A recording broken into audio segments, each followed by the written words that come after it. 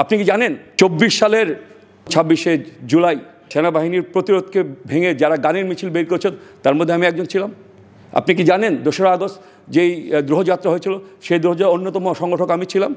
এটা আপনারা জানেন না। সুবিচার মানে ন্যায় বিচার নয়, আইনসঙ্গত মানে ন্যায়সঙ্গত নয়, এটা আপনাকে বুঝতে হবে। রাজাকার, আল বদর, আল শামস, তৎকালীন মুসলিম লীগ, জামাত ইসলাম এবং নেজাম ইসলামের বিরুদ্ধে যে সশস্ত্র সংগ্রাম সংগঠিত হয়েছিল তারই নাম মুক্তিযুদ্ধ। ভাইয়ের আলোচনায় আসলে বাংলাদেশের বাম রাজনীতির ভূত ভবিষ্যতের বিষয়টা আসে নাই। তিনি যেটুকুই বলার চেষ্টা করছেন সেখানে কমিউনিস্ট পার্টির আলোচনা ছিল অল্প। তো তিনি এক পর্যায়ে বলার চেষ্টা করছেন শ্রেণী রাজনীতির কথা, যে সামাজিক আন্দোলনের পাশাপাশি শ্রেণী রাজনীতিটাও করতে হবে, এটা তিনি বলেছেন।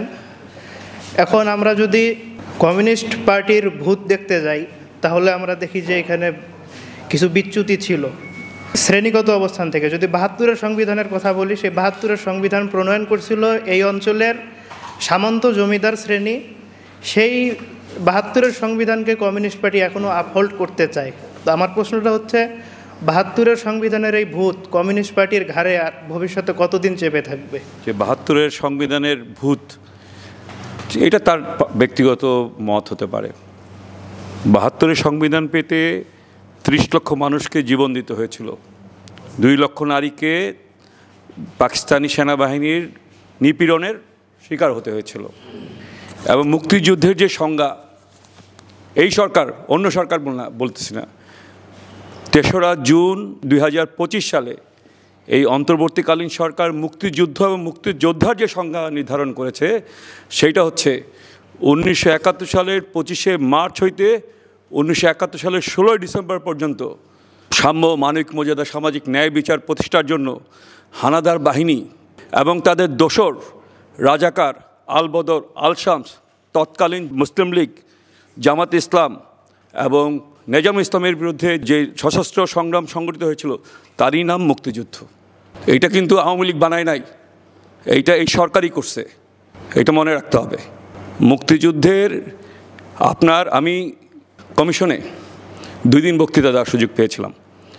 কমিশনের প্রথম দিন আমি যে বক্তব্য দিয়েছিলাম সেখানে ইতিহাসের মধ্যে যেই বক্তব্য ছিল, ঘোষণাপত্রের বলা ছিল সাম্য, মানবিক মর্যাদা, সামাজিক ন্যায় বিচার। যারা আমলা তারা এটার অনুবাদ করেছিলেন, এটা বাংলায় ছিল, সম্ভবত ইংরেজি থেকে আবার বাংলায় অনুবাদ করেছেন।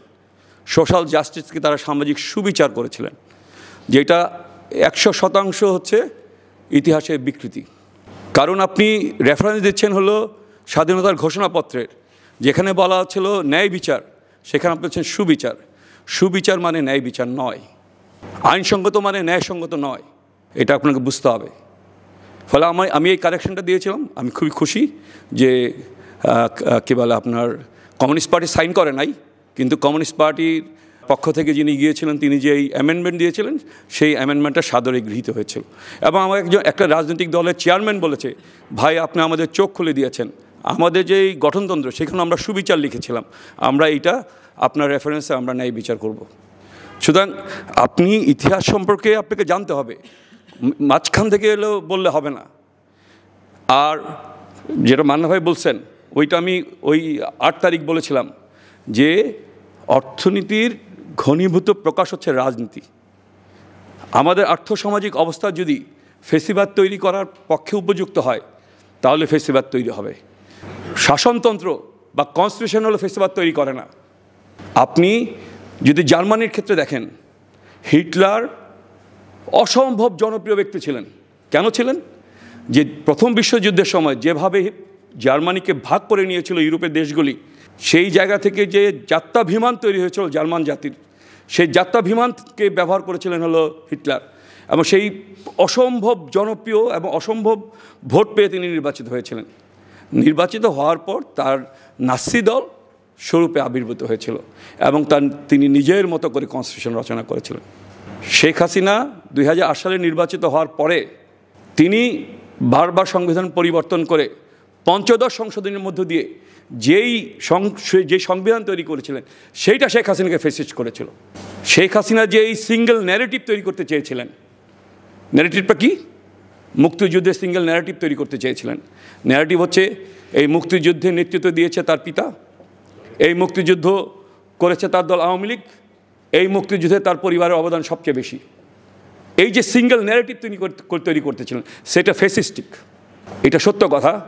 বঙ্গবন্ধুর নামে, বঙ্গবন্ধুর ডাকে, বঙ্গবন্ধুর সামনে রেখে মুক্তিযুদ্ধ হয়েছিল। কিন্তু মুক্তিযুদ্ধ পরিচালনা করেছিল কে? মুক্তিযুদ্ধ পরিচালনা করেছিলেন তাজউদ্দিন আহমেদ, সৈয়দ নজরুল, কামরুজ্জামান এবং অন্যরা। ইতিহাসে তারা কোথায়? ইতিহাসে তারা কোথাও নাই। মুজিবনগর সরকারের উপদেষ্টা কে ছিলেন? মাওলানা ভাসানী, মনি সিং, অধ্যাপক মুজাফর আহমেদ এবং কিশোরগঞ্জের হলো অ্যাডভোকেট মনোরঞ্জন ধর। ইতিহাসে তারা কোথায়? এটা শুনলে আপনারা আশ্চর্য হবেন। আপনারা বলেন কমিউনিস্ট পার্টি হচ্ছে আওয়ামী লীগের বি টিম, কিন্তু কমরেড মনি সিং, কমরেড অধ্যাপক মুজাফর আহমেদ, কমরেড মোহাম্মদ ফরহাদ, কমরেড মুজাহিসাম সেলিম, মঞ্জুর হাসান খান, মতিয়া চৌধুরী, তারপরে হচ্ছে হলো যারা সেই সময় কমিউনিস্ট পার্টি ন্যাপসিপি গেরিলা বাহিনীর 17,000 গেরিলার একজন ছিলেন, তাদের 2,337 জনকে মুক্তিযোদ্ধার নিবন্ধনের সার্টিফিকেট নিতে হয়েছে মামলা করে হাইকোর্ট থেকে। হাইকোর্ট তাদেরকে বলছে ওনারা মুক্তিযোদ্ধা, ওনাদেরকে মুক্তিযোদ্ধা নিবন্ধন দিতে হবে। এই যে সিঙ্গেল ন্যারেটিভ, সেই ন্যারেটিভ কিন্তু ফ্যাসিস্টে রূপান্তরিত করেছে। আজকে 24 সালের অগাস্টে আপনি কি জানেন যে যখন ছাত্ররা গ্রেফতার ছিল তখন 26শে জুলাই সেনাবাহিনীর প্রতিরোধকে ভেঙে যারা গানের মিছিল বের করেছে তার মধ্যে আমি একজন ছিলাম। আপনি কি জানেন 2রা আগস্ট যেই দ্রোহযাত্রা হয়েছিল সেই দ্রোহযাত্রার অন্যতম সংগঠক আমি ছিলাম? এটা আপনারা জানেন না। একটা সিঙ্গেল ন্যারেটিভ নিয়ে আপনারা আছেন। There is many narratives. 2024 সালের জুলাই আগস্টের মেনি ন্যারেটিভস, সেই মেনি ন্যারেটিভ নিয়ে হলো জুলাই আগস্টের ন্যারেটিভ হবে। এটা শুধু XYZ এর ন্যারেটিভ দিয়ে হলো জুলাই আগস্ট ন্যারেটিভ হবে না। শুধু সিঙ্গেল ন্যারেটিভ নিয়ে যারা কাজ করবে তাদের অনিবার্য পরিণতি হচ্ছে ফ্যাসিস্ট হওয়া। এই কথাটা আমি ঘোষণা করতে চাই। যারা সিঙ্গেল ন্যারেটিভ আমরাই করেছি, আমরাই সব কিছু করেছি, আমাদের দ্বারা হয়েছে, এটা যারা বলেন তারা হলো সিঙ্গেল ন্যারেটিভের লোক এবং তারা ফ্যাসিস্টিক। ধন্যবাদ।